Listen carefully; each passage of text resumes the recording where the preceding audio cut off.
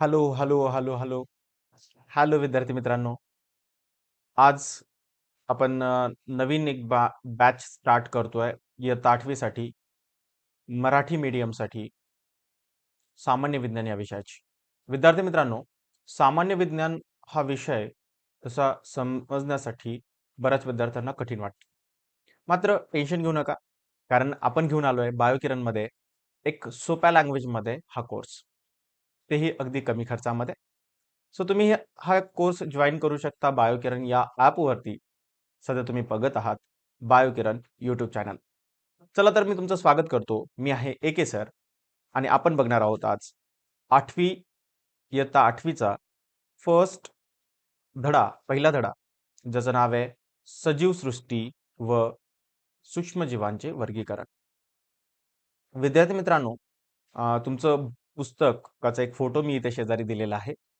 या पुस्तकामध्ये जेवढे काही चॅप्टर आहेत, जेवढे काही प्रकरण आहेत, तर ते सगळेच चॅप्टर, सगळेच प्रकरण आपण इथे शब्द न शब्द डिस्कस करणार आहे, अगदी सोप्या भाषेमध्ये, जेणेकरून तुम्हाला त्या कन्सेप्ट चांगल्या समजतील आणि दुसरी गोष्ट म्हणजे तुम्हाला पेपर व्यवस्थित लिहिता येईल समजल्यानंतर. आणि त्यामुळे आपण इथे जास्तीत जास्त समजण्यावरती फोकस करणार आहोत. चला तर मग स्टार्ट करूया. ओके. आपल्याला पहिलाच पार्ट इथे दिलेला आहे, थोडे आठवा. आता या थोडे आठवाच्या पार्ट मध्ये आपल्याला काय दिलंय बघा विद्यार्थी मित्रांनो. पहिला प्रश्न इथे दिलाय, सजीवांच्या वर्गीकरणाचा पदानुक्रम कोणता आहे? म्हणजे कुठला पार्ट आहे, कसं आपण वर्गीकरण करू शकतो, वर्गीकरण करणं का गरजेचं आहे, हे आपल्याला समजलं पाहिजे. आता बघा विद्यार्थी मित्रांनो, वर्गीकरण म्हणजे काय, पहिल्यांदा मी ती गोष्ट सांगतो तुम्हाला. बघा, सगळ्यात पहिल्यांदा सोपं उदाहरण देतो, की जर सपोज तुम्ही तुमचे पुस्तक जर घरामध्ये कुठेही टाकून दिलेत आणि तुम्हाला ऐनवेळेत जर विज्ञानाचं पुस्तक पाहिजे असेल, तर तुम्हाला ते सापडेल का? तर नाही सापडणार. पण जर सपोज तुम्ही ते सगळे पुस्तकं व्यवस्थित एका कप्प्यामध्ये, अ, भाषा विषयाचे सगळे पुस्तक एका साईडला, विज्ञानाचे पुस्तकं एका साईडला, गणिताचे पुस्तकं एका साईडला किंवा वह्या एका साईडला, असं जर व्यवस्थित तुमचा कप्पा जर सजवलेला असेल, तर तुम्हाला इझिली त्यातून जे विज्ञानाचं पुस्तक आहे तर ते तुम्ही इझिली काढू शकता. बरोबर की नाही? येस. आणि म्हणूनच म्हणजेच तुम्ही काय केलं, तर ते व्यवस्थित त्याची मांडणी केली. ओके. आणि तुम्हाला पाहिजे असलेलं जे पुस्तक आहे तर ते तुम्ही इझिली काढलं. याच्यावरूनच काय समजतं, की जर आपण एखाद्या गोष्टीचं जर सेपरेशन करून सारख्या सारख्या गोष्टी एका साईडला, वेगवेगळ्या साईडला वेगवेगळ्या गोष्टी वेगवेगळ्या साईडला अशा जर आपण ठेवल्या, तर यालाच म्हटलं जातं वर्गीकरण. ओके. म्हणजे ज्या सारख्या गोष्टी आहेत तर ते एकत्र ठेवणं, वेगवेगळ्या गोष्टी वेगवेगळ्या ठिकाणी ठेवणं, याला म्हणायचं वर्गीकरण. मग हे वर्गीकरण का गरजेचं आहे? कारण अभ्यास करण्यासाठी. म्हणजे अ, आपल्या या पृथ्वीवरती खूप सारे असंख्य प्रकारचे सजीव आहेत आणि यांचा जर आपल्याला अभ्यास करायचा असेल, तर आपल्याला यांना सेपरेट सेपरेट ठेवून चालेल का? नाही. कारण यांचा अभ्यास करणं तसं खूप कठीण होऊन जाईल आणि म्हणूनच आपल्याला यांचा जर अभ्यास करायचा असेल, तर आपल्यासाठी यांचं वर्गीकरण गरजेचं आहे. आणि आपल्याला प्रश्न विचारलाय, सजीवांच्या वर्गीकरणाचा पदानुक्रम म्हणजे एक क्रम कसा आहे? आणि हे 7वीच्या पुस्तकामध्ये आपल्याला झालेलं आहे. काय आहे बघा वर्गीकरण? तर सगळ्यात महत्वाचं मी इथे लिहितोय. ओके. बघा मी इथे लिहितो आता. सगळ्यात मोठा ग्रुप जो असतो, तर तो असतो संघ. ओके. सगळ्यात मोठा ग्रुप कुठला असतो? संघ. आता या संघामध्ये परत काही वेगवेगळे सेपरेशन करतो आपण, वेगवेगळे ग्रुप पाडतो.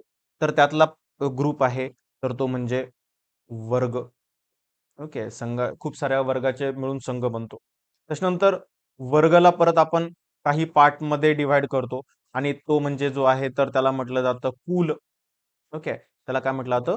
कुल म्हटलं जातं. त्याच्यानंतर गण आणि गण नंतर येतं प्रजाती. ओके. आणि प्रजातीला आणखीन काही पार्ट मध्ये टाकू शकतो ते म्हणजे जाती. आता बघा, सगळ्यात छोटा कालानुक्रम किंवा वर्गीकरणाचा छोटा संघ, छोटा ग्रुप कुठला आहे? तर तो आहे जाती. ओके. सगळ्यात छोटा, सर्वात छोटा ग्रुप. ओके. आणि सर्वात मोठा ग्रुप कुठला आहे? तर सर्वात मोठा ग्रुप कुठला आहे? तर संघ. ओके. तर या गोष्टी तुम्हाला माहिती पाहिजे. सर्वात मोठा जो ग्रुप आहे तर त्याला म्हटलं आपण संघ, आणि जो सगळ्यात छोटा ग्रुप आहे तर त्याला म्हटलं जातं जाती. ओके. त्याच्यानंतर दुसरा प्रश्न आपल्याला इथे विचारलाय बघा. सजीवांना नाव देण्याची द्विनाम पद्धती कोणी शोधून काढली? तर द्विनाम पद्धती जी आहे, द्विनाम पद्धती म्हणजे काय, पहिली गोष्ट हे समजून घेऊ. द्विनाम म्हणजे एकाच ऑर्गॅनिझमला दोन नावं द्यायची. जसं की आपल्या प्रत्येकाला असतं की नाही, सपोज एक असतं नाव आणि दुसरं असतं आडनाव. ओके, सपोज आता मी क्लासमध्ये एखाद्या ठिकाणी गेलो आणि जर मी म्हटलं की गणेश. ओके. तर क्लासमध्ये खूप सारे गणेश असू शकतात. पण जर सपोज मी म्हटलं गणेश देशमुख. ओके. आता गणेश देशमुख नावाचा एखादाच मुलगा असू शकतो. म्हणजे जे कन्फ्युजन होणार आहे, जे काही असं वाटणार आहे की प्रत्येक प्रत्येक गणेशला असं वाटेल की मलाच आवाज दिलाय. पण जर सपोज मी गणेश देशमुख असं जर नाव म्हटलं, तर एखाद्यालाच असं वाटेल की नाही माझं नाव आहे. म्हणजे आपण जे काही गोंधळ होऊ नये म्हणून जे आपण स्पेसिफिक असं नाव देतो, तर त्याला म्हटलं जातं द्विनाम पद्धती. आणि ही द्विनाम पद्धती सगळ्यात पहिल्यांदा दिली गेली होती तर कार्ल लिनायस. लिनायस या कार्ल लिनायस नावाच्या सायंटिस्टनी, या शास्त्रज्ञांनी अ, द्विनाम पद्धती दिली होती. ओके. तर कार्ल लिनायस हे नाव लक्षात ठेवा. कार्ल लिनायस. कार्ल लिनायसने काय केलं होतं? तर आता कार्ल लिनायसलाच आपण अ, वर्गीकरण शास्त्राचा पितामह असं सुद्धा म्हणतो. ओके. वर्गीकरण शास्त्राचा पितामह. ओके. वर्गीकरण शास्त्राचा पितामह असं सुद्धा आपण म्हणतो कार्ल लिनायसला. कारण पहिल्यांदा कुठल्याही झाडाला नाव द्यायचं, दोन नावं द्यायचे, ही पद्धत त्यांनी शोधून काढली. त्याच्यानंतर पुढे दिले आपल्याला की द्विनाम पद्धतीचे नाव लिहिताना कोणता पदानुक्रम विचारात घेतला जातो. ओके.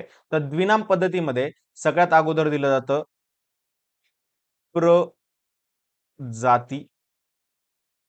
ओके. प्रजाती. आणि दुसरं दिलं जातं जाती. म्हणजे बघा, तुम्हाला एक्झाम्पल देतो. जसं आपल्याकडे एक कडुलिंब असतं बघा. ओके. कडुनिंब.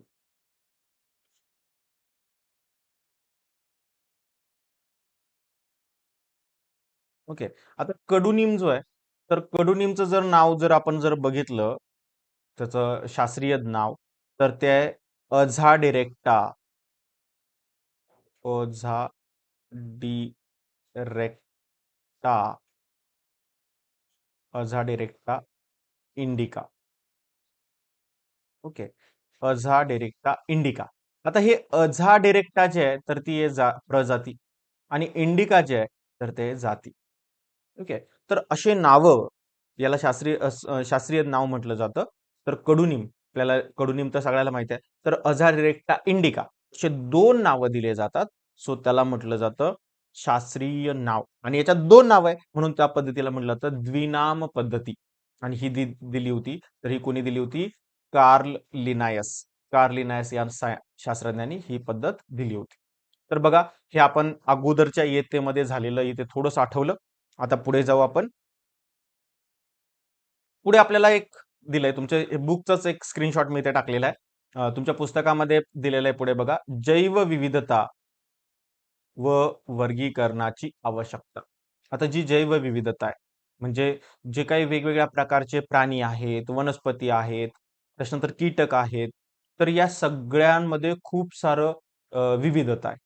आणि ही विविधता, आता हे सगळे जिवंत प्राणी वनस्पती आहेत, आणि म्हणून याला आपण म्हटलं जैवविविधता. आणि याचं वर्गीकरण म्हणजेच क्लासिफिकेशन करण्याची आवश्यकता का आहे, तर असं आपल्याला विचारलेलं आहे. तर बघूया आपण इथे काय दिलंय बघा.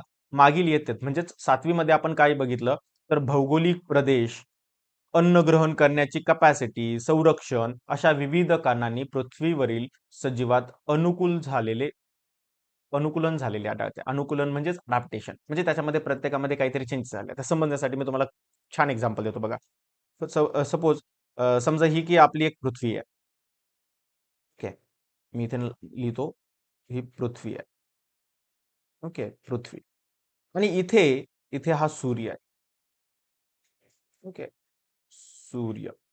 आता सूर्याचे किरण या पृथ्वीवरती इथे सरळ पडतात. ओके. पण तेच सूर्याचे किरण या साईडला किंवा या साईडला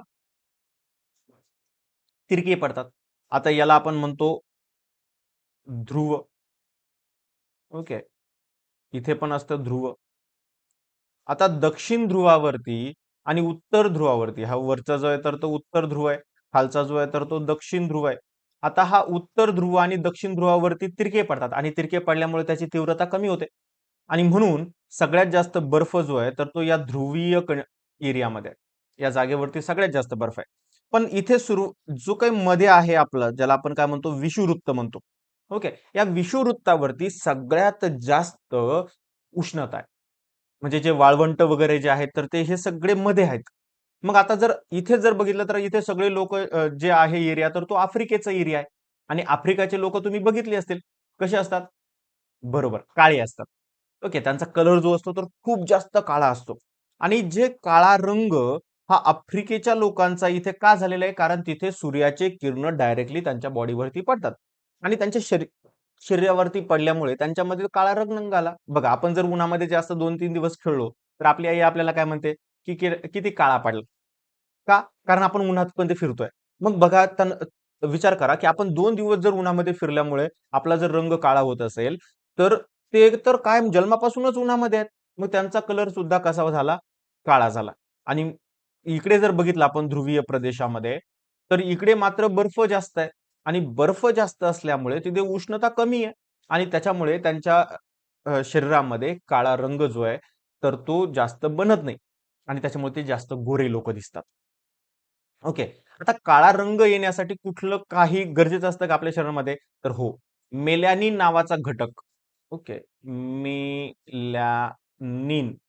ओके. हा मेलॅनिन नावाचा घटक गरजेचा असतो आपल्या शरीराला काळा रंग देण्यासाठी. ओके. जितकं जास्त मेलॅनिन तितका तो काळा आणि जितकं कमी मेलॅनिन तितका तो गोरा. पण आता काळा गोरा फरक कसा आहे, तर तुम्ही म्हणाल की सर काळा रंग चांगला नाही दिसत, गोरा रंग चांगला दिसतो. पण मी सांगेल की ज्याचा रंग काळा असतो तर त्याला उन्हामध्ये त्रास कमी होतो आणि ज्याचा रंग खूपच जास्त गोरा असतो तर त्याला उन्हामध्ये त्रास लवकर व्हायला लागतो. त्याच्यामुळे आपला जर कोणी मित्र असेल जो काळा आहे तर त्याला आपण काळ्या काळ्या म्हणून चिडवायचं नाही. ओके. तर त्याला त्याचा काळा रंग हा फायद्याचा असतो. ओके. चला पुढे जाऊ, बोलूया. त्याच्यानंतर अन्नग्रहण. आता इथे जर बघितलं आपण तर वेगवेगळ्या ठिकाणी अन्न ग्रहण करण्याची कॅपॅसिटी पण वेगळी असते. ओके. क्षमता पण वेगळी असते. जसं की बघा, एक छोटस एक्झाम्पल देतो मी तुम्हाला.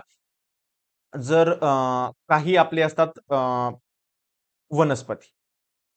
ओके. वनस्पती. आता वनस्पती काय खातात? तर वनस्पती तुम्ही म्हणता सर वनस्पती तर काहीच खात नाही. नाही, ते खातात सूर्यप्रकाश. आणि सूर्यप्रकाश घेऊन ते काय करतात? प्रकाश संश्लेषण करतात, ज्यालाच आपण इंग्लिशमध्ये फोटोसिंथेसिस म्हणतो. ओके. आता प्रकाश संश्लेषण करतात आणि ते स्वतःचं अन्न स्वतः तयार करतात. म्हणून आपण त्यांना काय म्हणलं? स्वयंपोषी म्हटलं. ओके. स्वयंपोषी. पण जर काही प्राणी असे जे वनस्पतींना खातात. ओके. मग जे प्राणी वनस्पतींना खातात त्यांना आपण काय म्हणतो? शाकाहारी. बरोबर. काय म्हणतो? शाकाहारी. मग काही प्राणी असे आहेत जे की वनस्पतींना खात नाही तर ते दुसऱ्या प्राण्यांनाच खातात. जसं की वाघ असेल, सिंह असेल, तर तो गवत खातो का? नाही. तर तो काय खातो? हरणांना खातो. ओके. हरिण गवत खातो. मग जर असा काही प्राणी असेल जो दुसऱ्या प्राण्यांनाच खातो तर त्या प्राण्यांना म्हटलं जातं मांसाहारी प्राणी. पण आता मला सांगा, पण काही प्राणी जसं की माणूस आहे. आता माणूस प्राणी पण खातो, वनस्पती पण खातो. म्हणजे आपण भाजी पण खातो आणि कोंबडी पण खातो. मग जर असं असेल तर याला काय म्हणायचं? मग याला म्हटलं जातं उभयहारी. म्हणजे हा प्राणी पण खातो आणि वनस्पती म्हणजे शाकाहारी पण आहे, मांसाहारी पण आहे. ओके. मग काही असे काही कीटक आहेत. ओके. किंवा आपण त्याला जीवाणू म्हणू. जीवाणू जे मेलेल्या पदार्थांना खातात. ओके. मेलेल्या किंवा कुजलेल्या पदार्थांवरती जगतात. ओके. म्हणजे ही पूर्ण म्हणजे प्रत्येक सजीवांमध्ये खाण्याच्या सवयी सुद्धा वेगळ्या. ओके. इवन सगळ्यांना संरक्षण करण्याची जी आहे, संरक्षण जे चालू आहे, तर स्वतःचं संरक्षण करण्याचा अधिकार सर्वांनाच आहे. ओके. आणि मग स्वतःचं संरक्षण करण्याचा अधिकार जर सर्वांनाच असेल, तर प्रत्येकामध्ये संरक्षण करण्याची जी क्षमता आहे, तर ती सुद्धा वेगळी आहे. आणि त्याच्यानुसार सुद्धा त्यांच्यामध्ये विविधता आढळते. ओके. तर हेच आपण सगळ्या गोष्टी आतापर्यंत इथे डिस्कस केल्या. पुढे बघूया. 2011च्या जनगणनेनुसार पृथ्वीवरील जमीन व समुद्र मधील सर्व सजीव मिळून सुमारे 87 दशलक्ष जाती ज्ञात आहेत. बघा, विचार करा. 87 दशलक्ष म्हणजे इतक्या सगळे सजीव आपल्याला जर त्यांचा एवढ्या प्रचंड संख्येने मोठ्या असलेल्या सजीवांचा जर आपल्याला अभ्यास करायचा असेल, तर त्यांना आपल्याला वेगवेगळ्या ग्रुपमध्ये टाकणं गरजेचं आहे. जर बघा, आता सपोज तुम्ही शाळेमध्ये आहात आणि शाळेमध्ये प्रार्थना करायची. आता प्रार्थना करण्यासाठी तुम्ही कसे उभे राहतात, की तर तुमच्या प्रत्येक इयत्तेची एक वेगळी लाईन लावतात. बरोबर? आणि त्या रांगेत तुम्ही उभे राहता. पण जर समजा तुम्हाला रांगेत उभा करायला सांगितलंच नाही, तुम्ही कुठेही कुणीही उभं राहिलं आणि जर तुम्हाला आता सांगितलं, की फक्त 8वीचे मुलं उभा राहा आणि वर्गात जा. तर आता 8वीचे मुलं, काही मुलं या लाईनीतून उभं राहतील, काही त्या लाईनीतून उभं राहतील, काही मागून उभं राहतील, काही पुढून उभं राहतील. मग ते बघायला विचित्र वाटेल. ओके. पण जर मी तेच असं सांगितलं, की 10वीची एक रांग करा, 9वीची एक रांग करा, 8वीची एक रांग करा. आता मी जर म्हटलं, की 8वीचे मुलं सगळे वर्गात जा. तर काय होईल? फक्त एकच लाईन उभी राहील. बाकीच्या कुणालाही डिस्टर्बन्स येणार नाही आणि तेच मुलं वर्गात जातील. बरोबर? म्हणजे त्याच्यामुळे काय झालं, की एका एका क्लासला वर्गात घेऊन जाण्यासाठी सोपं झालं. तसंच जर आता 87 दशलक्ष जातीचा जर मला अभ्यास करायचा असेल, तर मला त्यांचं सुद्धा असंच वेगवेगळ्या ग्रुपमध्ये, वेगवेगळ्या गटामध्ये त्यांना विभागणी करावं लागेल. आणि त्याच विभागणीला म्हटलं जातं वर्गीकरण. मग एक मोठ्या ग्रुपचा परत छोटे छोटे ग्रुप बनवले. त्या छोट्या ग्रुपचे परत आणखी छोटे छोटे ग्रुप बनवले. बघा, थोडक्यात सांगतो मी तुम्हाला. जसं की गावात एक शाळा आहे. ओके. मग गावात एक शाळा जशी आहे, तर त्या एका शाळेवरती एक हेडमास्तर आहे, म्हणजे मुख्याध्यापक आहे. त्या मुख्याध्यापकाच्या हाताखाली खूप सारे शिक्षक आहे. त्या खूप साऱ्या शिक्षकाच्या खाली खूप सारे विद्यार्थी आहे. जर सांगितलं मुख्याध्यापकांना, की तुम्हीच प्रत्येक वर्गामध्ये जाऊन शिकवा, तर शक्य आहे का? नाही. पण जर आता मी प्रत्येक शिक्षकाला जर एक वर्ग दिला, तर त्या शिक्षकांचं कोऑर्डिनेशन करणं किंवा त्या शिक्षकांना सांभाळणं मुख्याध्यापकांना सहज शक्य आहे. बरोबर?